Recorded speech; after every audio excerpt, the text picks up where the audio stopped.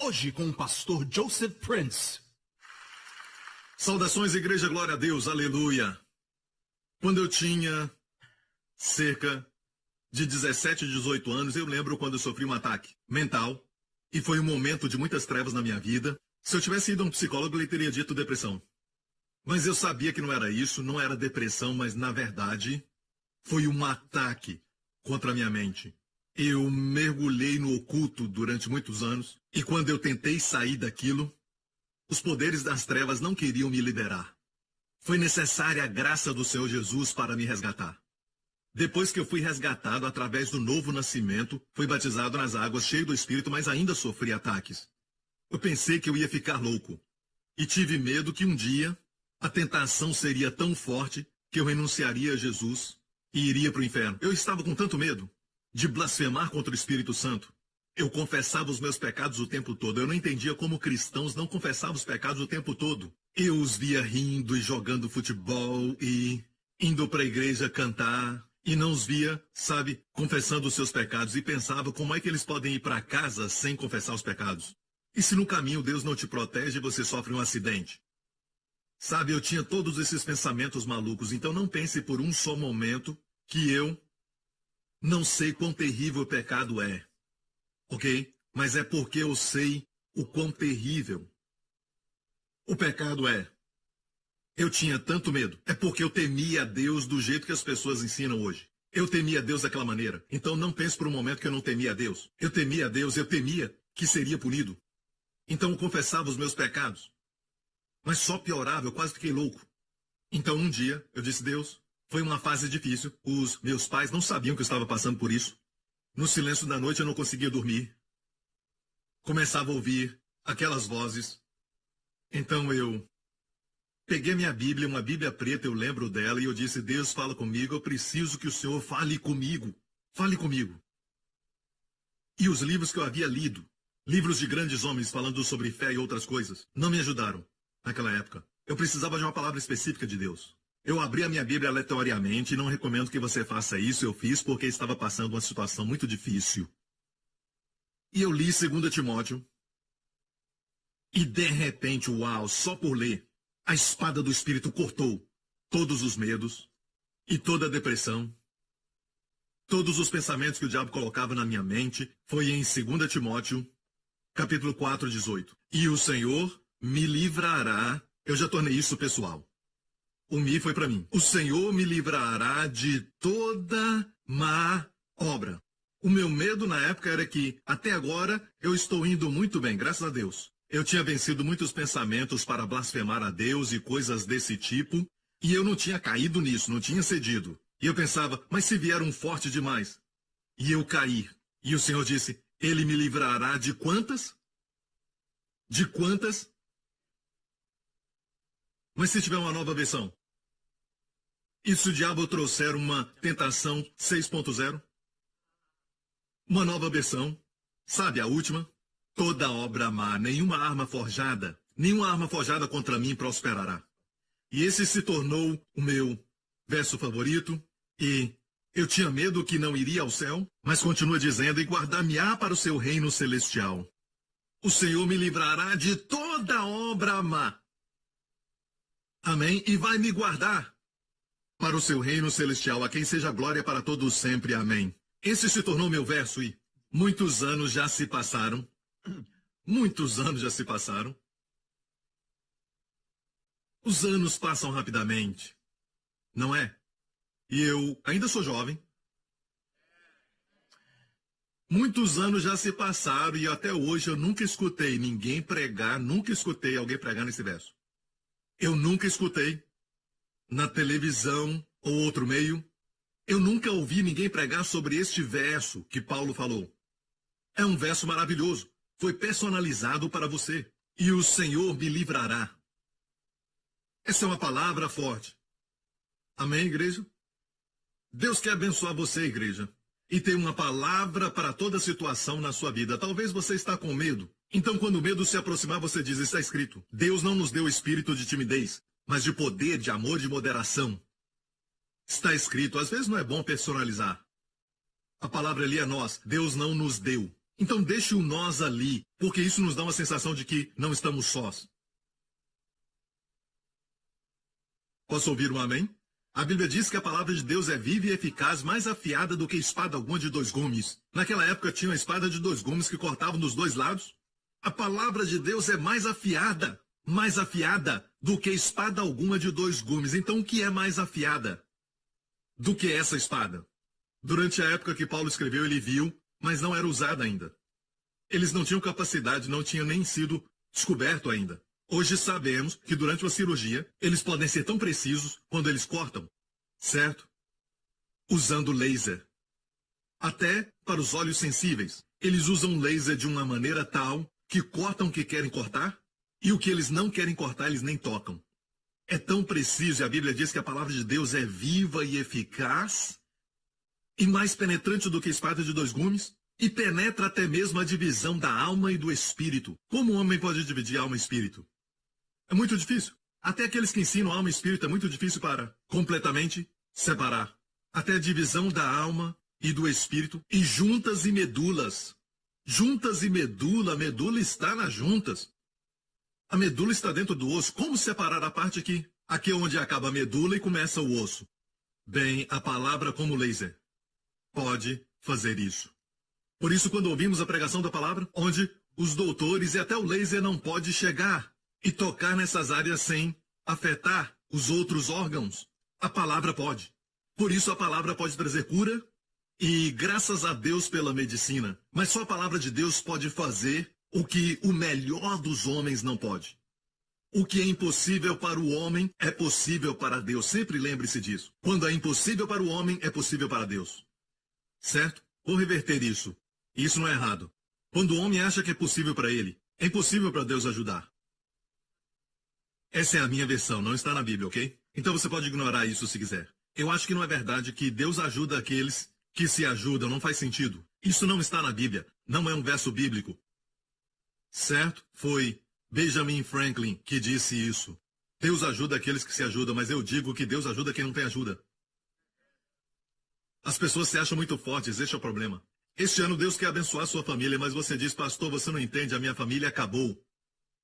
Eu agradeço a sua intenção, pastor, mas está muito ruim agora. Bem, glória a Deus, estamos na estação de ressurreição. Amém? Você não diz para Deus que não tem jeito. Deus trabalha no que está impossível para o homem, está impossível agora? Impossível para você, marido, você é um homem. Impossível para a esposa, que é uma mulher. Se isso é impossível para o homem, sabe de algo? É possível para Deus. Este é o sonho de Deus para todos nós, tirado das 15 canções de subidas ou canções de degraus. Nas 15 canções de degraus que estão no livro de Salmos, que alguns acreditam, e eu vou te dar somente os 2 argumentos maiores, ok? Que são mais populares. Os 2 pensamentos são esses. As 15 canções que vão do Salmo 120 até o Salmo 134 são chamados salmos de degraus ou canções de subidas. Quer dizer que de uma canção, você sobe para outra canção. É como subir os degraus. E uma das opiniões aqui, na época do Templo de Salomão, os degraus para o templo eram exatamente 15. Não os degraus do sul, mas os que estavam dentro. Certo? Para entrar no lugar santo. Eram 15 degraus. E cada degrau, quando o levita subia no primeiro degrau, ele lia a primeira das canções de degraus. Então ele subia o próximo, ele então lia o próximo salmo. E a outra opinião que alguns têm é que essas canções eram cantadas principalmente na época das festas de Israel, quando eles subiam da região de Jericó, que é a parte mais baixa da terra, e eles subiam até o Monte Sião em Jerusalém, e subindo cantavam as 15 canções. Seja o que for, a mensagem para nós é essa. Deus não quer você mais baixo. Deus quer que você suba. Continue cantando as canções e você não vai ficar no mesmo nível que você estava antes. Você vai subir de onde você estava. Quanto mais cantar, você vai subir até o número 15, que é o de descanso. Você chega a um lugar de descanso, um lugar de vitória. Um lugar onde não há mais inimigos, não há mais cansaço, não há estresse, não há mais maldição porque você chegou. Posso ouvir um amém? Então vamos olhar os salmos de degraus hoje. E só para você saber, eu vou citar os salmos de degraus, ok? Salmo 128 diz: Bem-aventurado aquele que teme ao Senhor e anda nos seus caminhos. Pois comerás do trabalho das tuas mãos, feliz serás e te irá bem. Quantos querem isso? Digam amém. Alguns comem, mas não estão felizes. Alguns comem, mas as coisas não estão bem. A tua mulher será como a videira frutífera. A tua mulher será como a videira frutífera. Glória a Deus, ela não vai ser uma árvore seca. Amém? Videira fala de uvas. Será videira frutífera. Quando são frutíferas, é como aquele cacho de uvas que os dois espias trouxeram da terra de Canaã, que tiveram que carregar sobre os ombros. Sua esposa será assim uma videira frutífera. Amém? E da videira naqueles dias faziam vinho. Amém? Amém. Sua esposa vai ter lábios de vinho. Amém. Só se a sua esposa estiver aqui, pode beijá-la e saborear o vinho. Certo? Só se a sua esposa estiver aqui com você, ok? Certo. Ok. A sua sogra? Ok, não pode. Ok. Então, pode se alegrar na igreja, sabe? Se as piadas forem saudáveis. Certo? Você acha que no céu não vai ter isso? Posso ver um anjo dizendo: você ouviu as últimas e um outro vem. Olha isso é muito bom. Vamos nos alegrar no céu, amém? Deus nos fez para rir, então pode rir. Mas você não ri. Quando você vai ao cinema, os filmes estão ficando ruins, mas havia um tempo, quando havia comédias, que não precisavam falar de sexo. Mas agora usam desse tipo de coisa para poderem rir. Essa é a pior forma de comédia. Quando você tem que usar de sexo para poder extrair gargalhadas, é a forma mais baixa. Antigamente, quando tinham pessoas como Jerry Lewis e todos os outros atores como Bob Hope, eles podiam fazer algo que era muito engraçado. Eles eram mestres. Tudo bem, você não entende.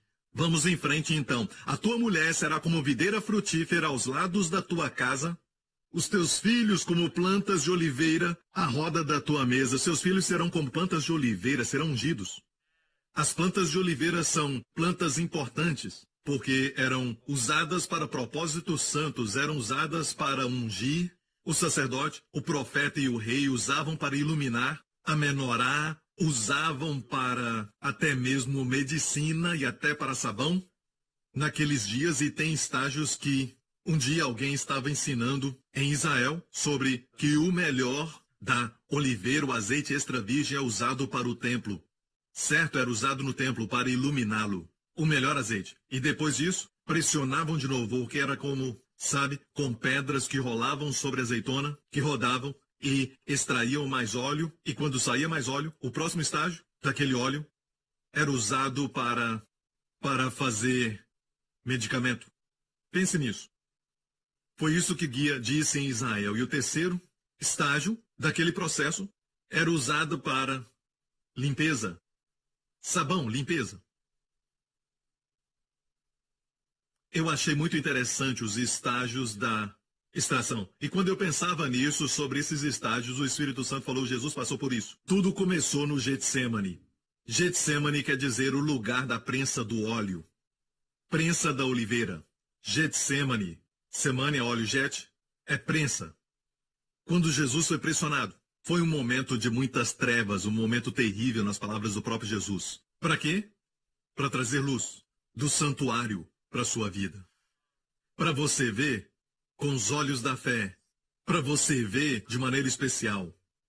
Você vê o que os outros não veem. Foi o primeiro estágio, Jardim do Getsemane. Segundo estágio, ele foi ferido, foi açoitado. Esse processo é usado para medicamento. Pelas suas feridas, fomos sarados. Posso ouvir um amém? E o último deles, o último estágio, usavam para o quê? Limpeza, purificação. Na cruz, ele foi oprimido de novo. E dessa vez, foi para a nossa purificação. Amém? Então, eu estava ali ouvindo o guia e o Espírito Santo pegou a sua água do compartilhar, transformou em vinho. E eu estou ficando intoxicado. Amém? Eu oro para que você também. Que o seu casamento seja intoxicado. E beijem-se sempre. Amém? Sim, compre produto para lavar a boca. Use regularmente e beije regularmente. Amém? Amém, porque eu amo comida com alho. E como até alho cru. Todas as vezes que eu vou comer, eu como alho cru e cebola crua. Glória a Deus, aleluia. Vem aqui, querida. Amém, aleluia. Um segredo para o pregador de fogo, aleluia. Meu filho diz, que fedor. Certo, tua mulher será como videira frutífera, frutífera, frutífera aos lados da tua casa, e os teus filhos como plantas de oliveira, à roda da tua mesa. Sabe de algo? A oliveira também é uma árvore que dura por milhares de anos.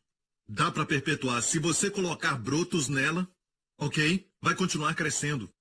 Novos brotos na velha árvore de oliveira faz com que aquela árvore continue crescendo e perpetue. Amém? Ter filhos faz com que você fique jovem. Brincar com crianças te ajuda a ficar jovem. Eu não estou falando de trabalhar com crianças, às vezes tem irmãs que fazem isso e parece que foram batizadas com suco de limão. Eu estou falando de desfrutar do tempo com eles, sabe? Eu agradeço por essas pessoas, estou dizendo que não quer dizer que a sua profissão você está fazendo com prazer. Tem pessoas que só olham para baixo, olham para o salário, e as pessoas fazem isso em todos os setores, em todas as áreas, em todas as profissões. Mas há pessoas que amam crianças e gostam de passar tempo com as crianças, se ajoelham e tudo mais. Deixa eu falar isso. Isso te permite ficar jovem.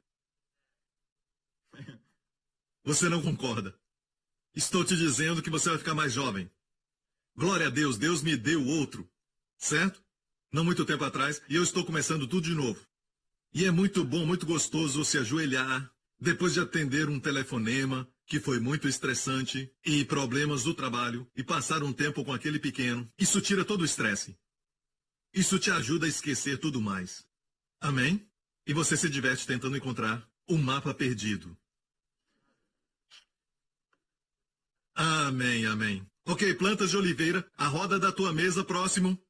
Eis que assim será abençoado o homem que teme ao Senhor. Assim será abençoado o homem que teme ao Senhor. E eu mostrei isso para você, porque isso, meu amigo, não é só uma canção de degrau, mas também um retrato da fé que Deus quer para o seu povo. Não importa se agora mesmo a sua casa está um caos. Não importa agora mesmo se vocês não estão se falando. Não importa agora mesmo onde os seus filhos estão. Eles não falam contigo e não dizem nada. Isso não importa. Porque eu não estou falando com você sobre a Bíblia que fala somente sobre a lei. A lei diz: este é o padrão de Deus. Certo? Agora você tem que fazer isso e isso para ter isso. Essa não é uma mensagem da lei, mas uma mensagem da graça. A graça não exige, a graça provê. Eu venho da parte de Deus para te dizer, Deus está te dando um retrato da fé de como a sua família vai ser no futuro. Amém? Uma família que passou por uma crise vai ser mais forte do que uma família que não passou. Isso é verdade, os líderes que passaram pelo fogo comigo chegaram do outro lado líderes mais fortes do que aqueles que não passaram pelo fogo. Amém? Este é sempre o princípio, amém? Porque é melhor que o diabo não ataque Israel do que atacar Israel. Até nas guerras modernas, quando Israel foi atacado e ele contra-atacou, ele sempre conquistava mais terra até a ONU dizer: olha, para por aí. Quando Israel começa a ganhar, eles falam: para. Este é o mesmo princípio para o povo de Deus. É melhor que o diabo não te ataque, porque se ele te atacar e você contra-atacar em nome do Senhor, você vai colher despojos. Despojos de guerra. E você vai voltar com os despojos da guerra e dividir. Amém. Se não tivesse guerra, não haveriam despojos. Não haveria ouro e prata. Você não recolheria essas coisas e, de fato, com os despojos, Davi construiu o templo de Salomão. Eu sei que Salomão foi quem construiu, mas Davi foi quem supriu. E Davi claramente disse: foram os despojos da guerra. Então ele teve muitas guerras. Quando a luta se levantar contra você, olhe para os despojos. Amém? Não somente se assente, se sentindo despojado, chorando. Olhe para os despojos. Amém? Os despojos da guerra. Aleluia! Toda batalha, toda batalha, toda batalha. Glória a Deus. Toda criança que sofreu uma época de gripe ou algo, por mais que tenha sido difícil para os pais, as noites sem dormir e toda dor e angústia e tudo mais, a criança fica mais forte naquela área. Amém? Aquele tipo específico de vírus não vai poder atacar aquela criança mais. Ela fica mais forte naquela área. Amém? Amém. Os princípios da vida são assim. Quando o ataque vem a lei da compensação, a lei da restauração. Amém? Eu não vou pregar isso, mas essa é a minha primeira porção. Preciso terminar esse verso. Ok, igreja? Certo. Agora, tudo isso, o Senhor te abençoará de Sião, Assim será abençoado o homem. Está dizendo como Deus vê um homem sendo abençoado. Se eu abençoar o homem, será assim. Assim será abençoado o homem. Tua mulher será videira frutífera, os filhos plantas de oliveira à roda da mesa. Me soa como prosperidade, me soa como uma casa cheia de honra, bênçãos, uma casa onde homem e mulher, marido e esposa, têm filhos, crianças e mais. Cristo está naquela casa. Amém? Assim será abençoado o homem. Agora, homens, olhem aqui. Começa com o verso 1. Bem-aventurado aquele que teme ao Senhor e anda nos seus caminhos, pois comerás do trabalho das suas mãos. É para o homem ou para a mulher? Tua mulher videira frutífera. Teus filhos, para quem está falando? Para o homem. Mais em frente. Assim será abençoado o homem. Quando o homem é abençoado, sua mulher também. Quando o homem é abençoado, seus filhos também são. Não precisa ficar ensinando e perturbando a sua esposa para ser abençoada. Ah, você não tem um tempo de oração, eu não vejo você fazer isso ou fazer aquilo. Seja abençoado, homem. Homens, sejam abençoados. Até você impartir para ela esta vida vitoriosa que ela vê na sua vida. Quando ela ver a mudança em você, ela vai mudar. As mulheres mudam quando veem os líderes mudarem. Sua esposa não é o líder. Amém. Pare de abdicar as responsabilidades para ela. Amém. Ela vai tomar isso. As mulheres fazem isso. Glória a Deus. Amém. Tem gente nervosa, dando uma voltinha, querendo sair daqui. Fechem todas as portas agora em nome de Jesus e coloquem cadeados para que ninguém saia. Vocês estão presos.